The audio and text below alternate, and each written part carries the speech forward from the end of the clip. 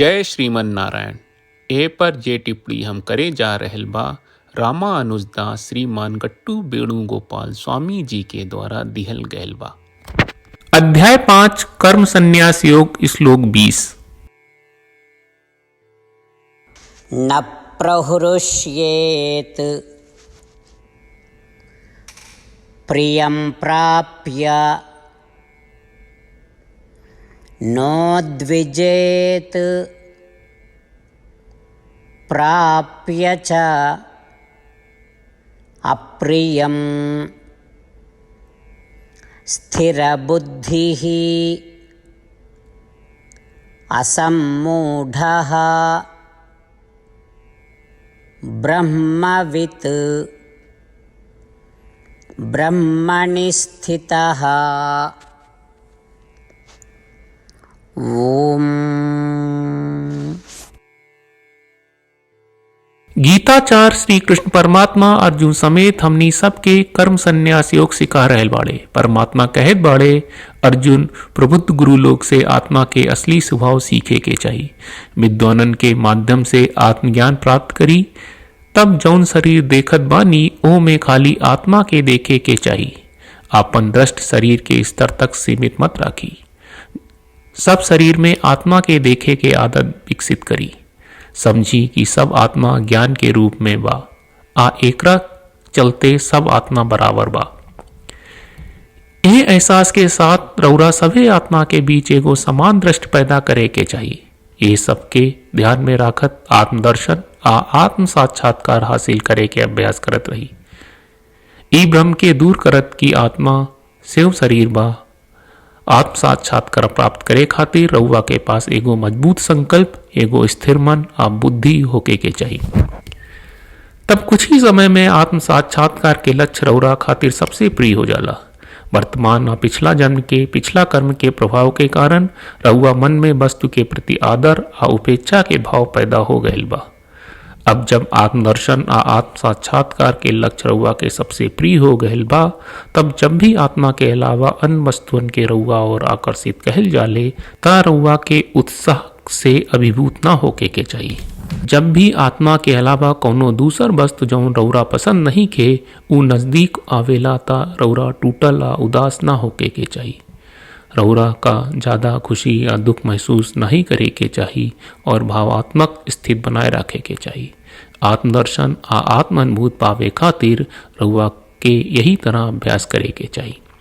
ई तरह से श्री कृष्ण परमात्मा हमनी के आत्मा के प्रति स्नेह विकसित करे के आ आत्मदर्शन आ आत्म साक्षात्कार के प्राप्ति के प्रयास करे के समझा रहल बाड़े। श्री कृष्ण परमात्मा के शिक्षा के ध्यान करत और ओकरा के अभ्यास करे के प्रयास करत हम सब परमात्मा के शब्दन के ई प्रकार दोहराई। न प्रहृष्येत् प्रियं प्राप्य नोद्विजेत् प्राप्य चाप्रियं स्थिरबुद्धिरसम्मूढो ब्रह्मविद् ब्रह्मणि स्थितः। श्रीमद् भगवत गीता का पूरा सार श्री कृष्ण परमात्मा ने अध्याय 18वें के श्लोक 65 से 70 में 8 काम करे खातिर दिले बाड़े। श्री कृष्ण कहले हम ओ लोगन से प्रेम करनी जो लोग इन 8 बातन के मान तारे। हम ओ भक्तन के हर तरह से रक्षा करब। श्री कृष्ण परमात्मा के द्वारा बोलल गईल संपूर्ण भगवत गीता सुनला के बाद अर्जुन कहले करिष्ये वचनम त्वा, जेके मतलब बा कृष्ण मैं वही करब जौन आप कही। यही कारण बा श्री कृष्ण अर्जुन के हर तरह के सफलता आ विजय प्रदान करेले।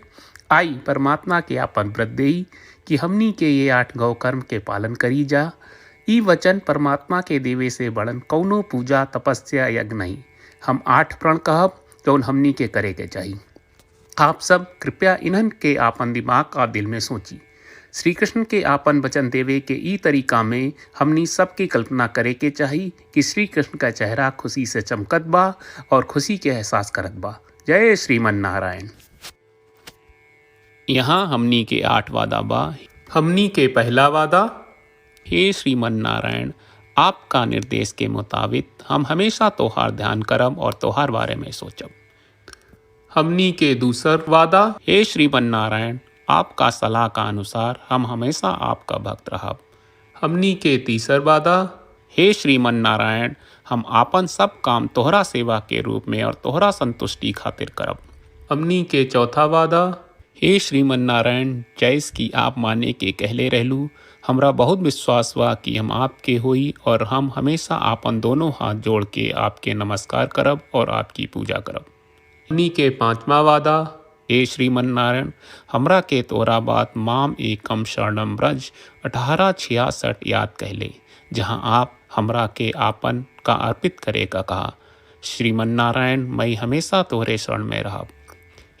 हमनी के छठवां वादा, हे श्रीमन नारायण, हमरा के तोहरा बात माँ सुचहा 1866 याद कहले कि आप हमनी के शोक ना करे का आश्वासन दे रहे बड़े, हम अब और शोक ना करब। हमनी के सातवां वादा, हे श्रीमन नारायण, आपने हमरा खातिर श्रीमद् भगवत गीता के वितरण करके हम सबके कृपा कहले और आशीर्वाद दहले बा। हम वादा करत बानी कि रोजाना कम से कम एक श्लोक पढ़ब या सुनब।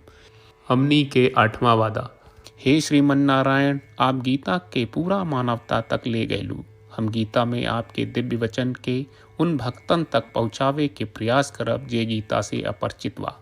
हे श्रीमन नारायण, हम उई करब जौन तू करे का कहब। हम ऐसन व्यवहार करब जैसन आप चाहत बानी और हम खाली आपका खातिर काम करब। श्रीमन नारायण के रोज आपन वचन देहल कि हम ओइस करब जैस आप कहत बानी, ई अपने आप में बड़न पूजा बा। श्रीमन नारायण, करशे वचनम त्वा। श्रीमन नारायण, हम तोरे निर्देश के मुताबिक काम करब। सर्वम श्री कृष्ण अर्पणम अस्तु। जय श्रीमन नारायण। न प्रहृष्येत् प्रियं प्राप्य नोद्विजेत् प्राप्य च अप्रियं स्थिरबुद्धिः असम्मूढः ब्रह्मवित् ब्रह्मणि स्थितः। ॐ न प्रहृष्येत् प्रियं प्राप्य नोद्विजेत् प्राप्य चाप्रियं स्थिरबुद्धिरसम्मूढो ब्रह्मविद् ब्रह्मणि स्थितः। श्रीमन्नारायण, करिष्ये वचनं तव। सर्वं श्रीकृष्णार्पणमस्तु। जय श्रीमन्नारायण।